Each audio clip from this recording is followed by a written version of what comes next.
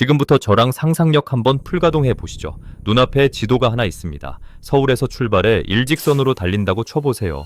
부산 찍고 대마도 넘고 일본 열도를 가로질러도 아직 1500km가 안 됩니다. 그 거리만큼 떨어진 두 나라가 지금 이 순간에도 서로의 하늘을 향해 총구를 겨누고 있거든요. 그것도 핵을 손에 쥔 채로요. 무슨 미친 소리냐고요? 2024년 4월 13일 밤 이란이 이스라엘 하늘을 향해 수백 발의 미사일을 쏟아부었습니다.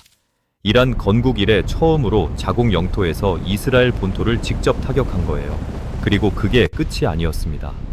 도대체 이 두 나라 사이에 무슨 일이 있었던 걸까요? 충격적이게도 불과 50년 전만 해도 이 두 나라는 같은 적을 향해 총을 겨누던 형제였거든요.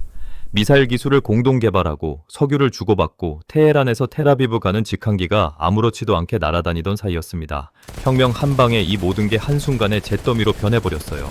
상상이 되시나요? 오늘 제가 파헤칠 이야기는 단순한 중동의 종교 분쟁이 아닙니다. 2500년 전 유대인을 해방시켰던 은인의 후손이 어떻게 지구상 최악의 원수로 뒤바뀌었는지, 이 전쟁의 불씨가 왜 지구 반대편 우리 장바구니 물가까지 집어삼키는 문제인지, 그리고 단 하나의 해협이 어떻게 전 세계 경제의 숨통을 틀어쥐고 흔드는지, 그 냉혹한 진실을 지금부터 낱낱이 해부해 드리겠습니다. 시간을 조금 거슬러 올라가 보죠. 기원전 539년 고대 페르시아 왕 키루스 대왕이 바빌론을 정복했을 때의 이야기입니다. 당시 바빌론에는 수만 명의 유대인이 포로로 잡혀 있었어요. 노예 신세나 다름없었죠. 그런데 전쟁에서 이긴 키루스가 내린 첫 번째 명령이 뭔지 아세요? 포로들 전원 석방이었습니다. 아무 조건 없이 고향으로 돌아가도 좋다고 선언해버린 겁니다. 전쟁의 승자가 노예를 풀어준다는 건 당시로서는 그냥 있을 수 없는 일이었어요. 마치 사자가 먹잇감을 자기 발로 걷어차 보내주는 것과 같은 거거든요. 고레스의 칙령이라 불리는 이 선언은 구약 성경에도 기록됐고 유대인들은 키루스를 메시아라고 불렀습니다. 정복자에게 구세주라는 이름을 붙여준 거예요. 생각해보세요. 그 감사함이 얼마나 뼛속 깊이 새겨졌겠어요. 페르시아, 즉 오늘날의 이란과 유대인 사이의 우정은 이렇게 역사 속 가장 깊은 곳에서부터 뿌리를 내렸습니다.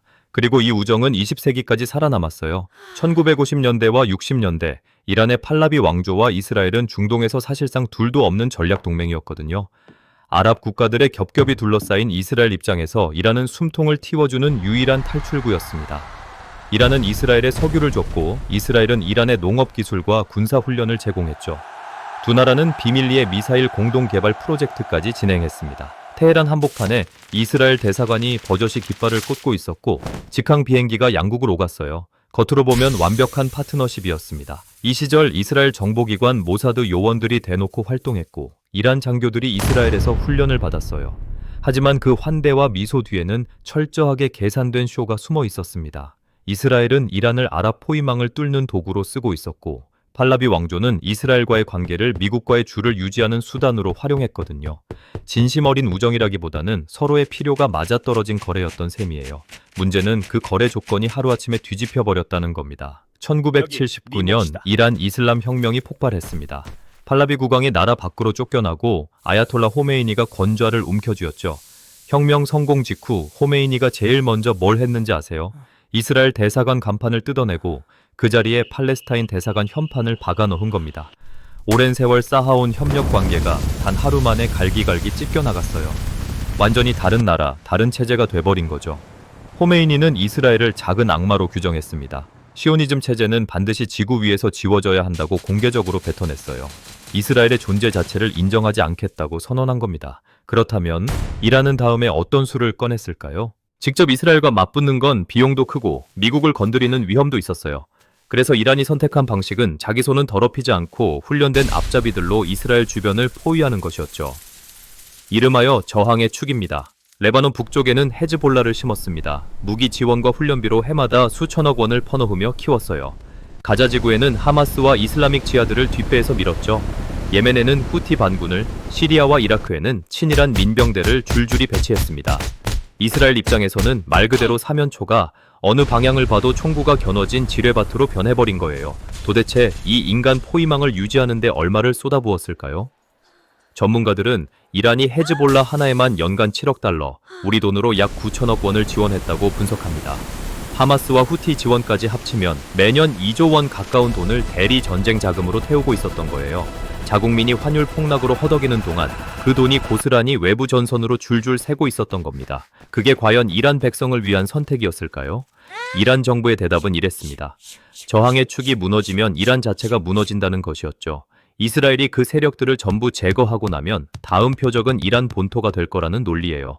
그래서 외부에 돈을 쏟아붓는 건 투자가 아니라 방패값이라는 주장이었습니다. 국민들을 설득하는 프레임으로는 그럴듯했어요. 하지만 그 방패가 하나씩 부서져 나가기 시작하면서 논리가 흔들리기 시작했습니다. 그렇다면 이스라엘은 이 상황을 그냥 앉아서 지켜보고만 있었을까요? 당연히 아닙니다. 이스라엘은 이란의 이 전략을 정확히 파악하고 있었어요. 헤즈볼레 무기가 흘러들어가는 경로를 추적하고 시리아 내 이란 군사 거점을 수시로 공습했습니다. 이른바 그림자 전쟁이죠. 이란은 겉으로 모르는 척했고 이스라엘도 공식적으로 인정하지 않는 암묵의 교전이 수십 년간 이어졌어요. 서로 핵폭탄 건드리지 않는 선에서 상대방을 갉아먹는 냉혹한 소모전이었던 겁니다. 그런데 이 팽팽한 균형이 한순간에 깨지는 사건이 터집니다. 2023년 10월 7일 새벽, 하마스가 이스라엘 남부 국경을 뚫고 기습을 감행했습니다. 민간인 1200명을 살해하고 250명 이상을 납치했어요. 1948년 이스라엘 건국 이래 가장 많은 유대인이 하루에 학살된 날입니다. 2차 세계대전 홀로코스트 이후 유대인들에게 최악의 하루였던 거죠. 이스라엘 사회가 받은 충격은 단순한 안보 위협이 아니었어요. 민족 말살에 대한 공포, 생존 자체가 흔들리는 감각이었습니다. 이스라엘은 즉각 가자지구 전면 군사작전에 돌입했고 동시에 이 프록시 전쟁 체계 전체를 향해 칼을 들어올리기 시작했어요. 그동안 이란이 공들여 쌓아온 인간 방어막이 오히려 이란의 발목을 잡는 덫으로 뒤집히는 순간이었습니다. 그렇다면 이란 입장에서 선택지가 뭐가 있었을까요? 계속 그림자 뒤에 숨어만 있다가는 심어놓은 병력들이 하나씩 무너지고 결국 알몸으로 이스라엘 앞에 서게 될 테니까요. 그렇다고 직접 나서면 오랫동안 지켜온 개입하지 않는다는 원칙을 스스로 박살내는 거거든요. 어떤 선택을 해도 손해인 최악의 딜레마에 빠진 겁니다. 이란이 40년 동안 절대로 넘지 않았던 그 선을 2024년에 처음으로 넘게 된 배경이 바로 여기에 있습니다. 결정적 순간 심판자가 등장합니다. 바로 미국이죠. 2018년 트럼프 행정부가 이란 핵 합의에서 탈퇴하면서 제재의 칼날을 들이밀었습니다. 이란을 국제금융망에서 싹 잘라버리는 조치였어요. 스위프트, 쉽게 말하면 날아간 돈 주고받는 금융고속도로에서 이란을 강제로 퇴출시킨 겁니다. 고속도로에서 쫓겨난 차가 논두렁길로 다녀야 하는 신세가 된 거예요. 상상해보세요.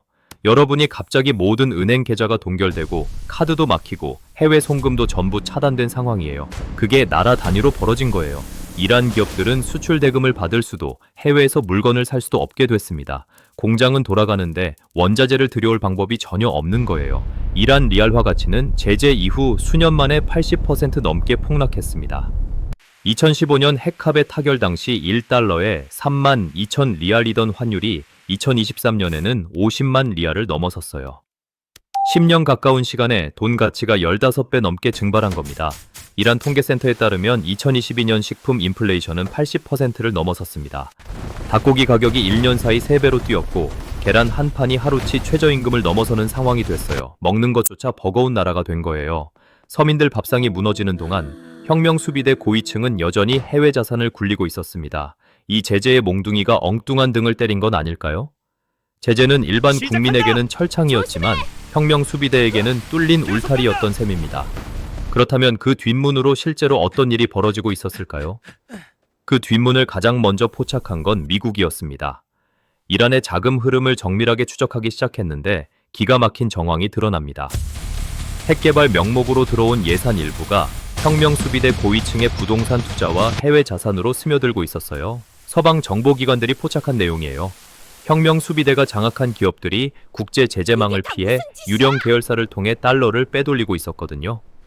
터키와 UAE 이를 거치는 우회 무역로, 암호화폐를 통한 자금 이동, 중국과의 비밀 석유 거래까지 총동원됐습니다. 국민들에게는 성전이라 외치면서 뒤에서는 돈다발을 해외 금괴 차곡차곡 쌓아두고 있었던 거예요. 핵은 명분이었고 지역 패권은 목표였으며 뒷돈 챙기기는 그 틈새에 끼워진 보너스였던 셈입니다.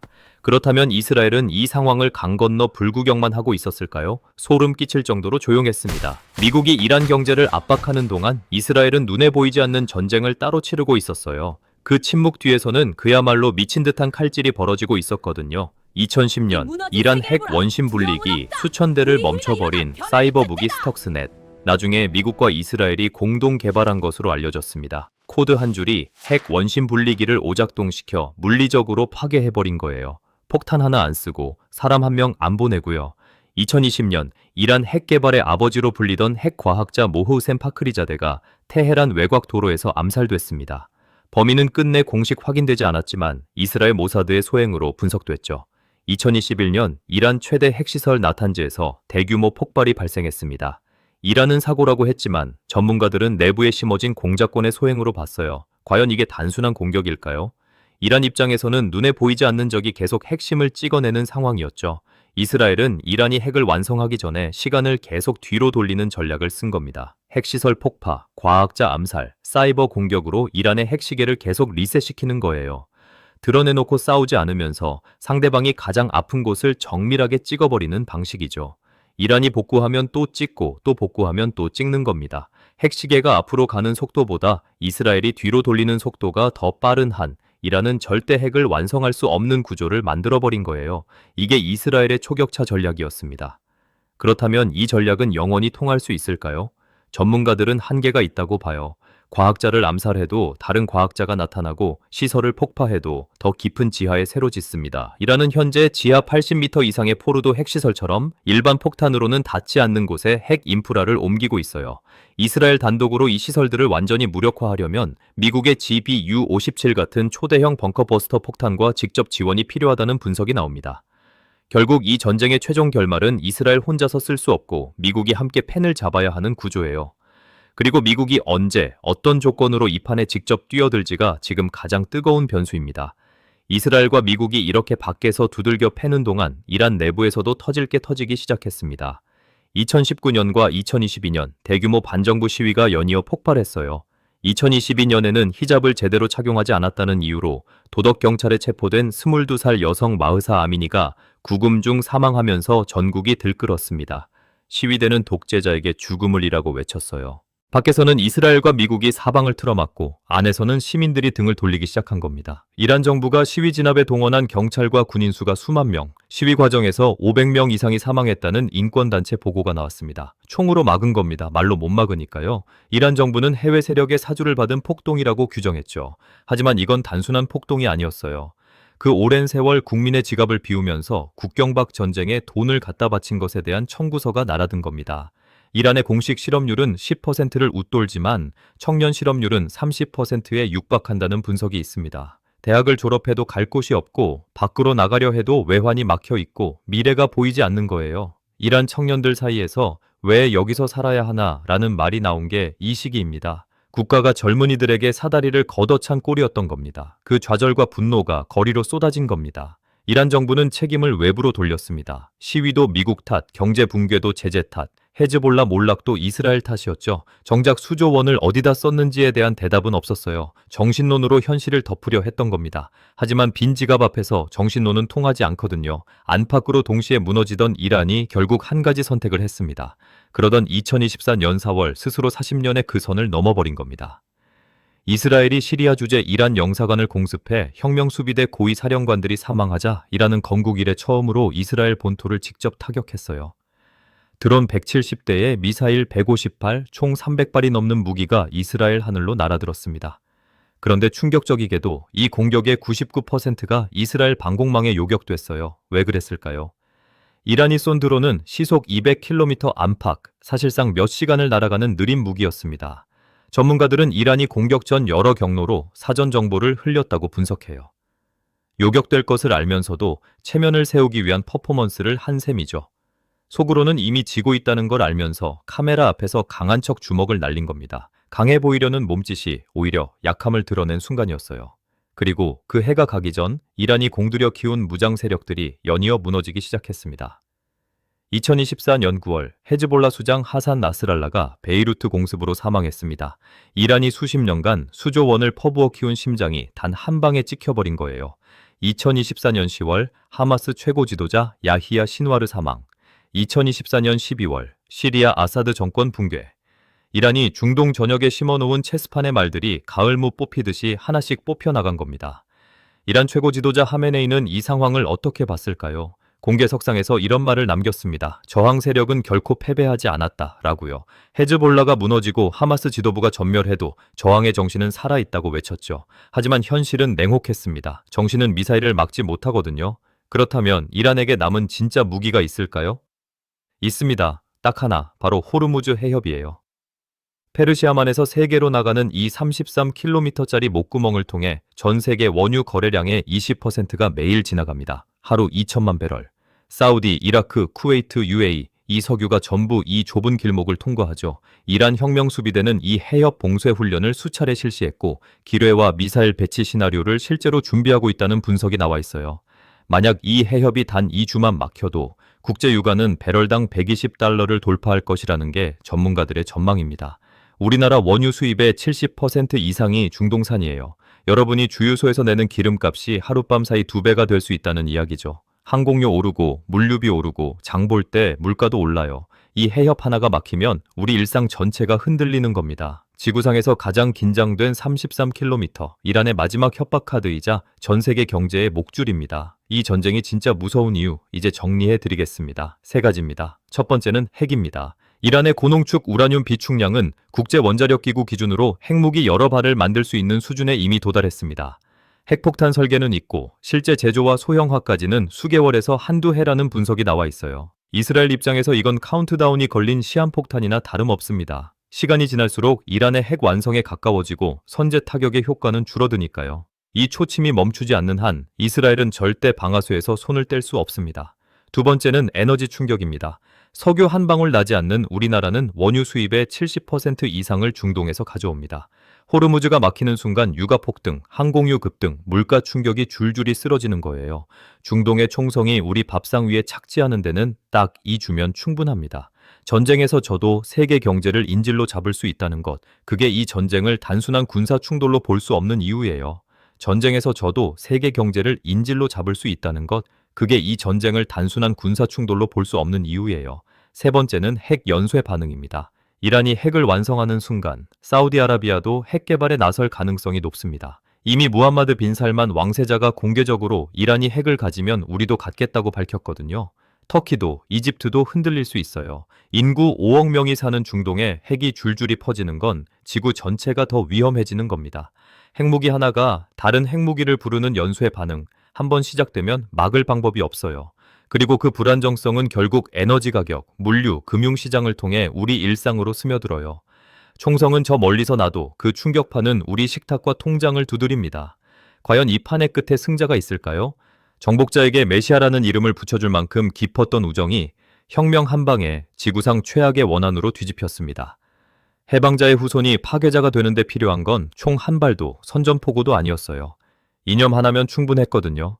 이 도박판이 어디서 끝날지는 아무도 모릅니다. 승자가 있다면 그건 총을 가장 많이 쏜 쪽이 아니라 가장 먼저 총을 내려놓는 쪽일 겁니다. 하지만 한 가지는 분명합니다. 이 판에서 진짜 피해자는 총을 든 사람들이 아니에요. 전쟁이 길어질수록 무너지는 건 이란 민중의 밥상이고 이스라엘 시민의 일상이고 우리 모두의 지갑입니다. 오늘의 이야기가 유익하셨다면 구독과 좋아요 꾹 눌러주시는 거 아시죠?